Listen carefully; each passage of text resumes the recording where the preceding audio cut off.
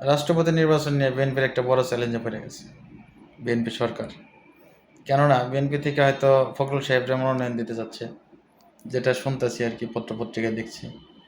আর এদিকে আবার বিরোধী দল 11 দলীয় জোট থেকে দিচ্ছে আবার যে সেটা মুক্তিযোদ্ধা কর্নেল অলি সাহেবরে।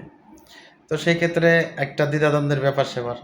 আবার আর্টিকেল 70 যে অনুচ্ছেদ সংবিধানের, তো সেটাই আবার দেওয়া রাখছে যে সংসদ সদস্যরা তার নিজ দলের বাইরে ভোট দিতে পারবে না।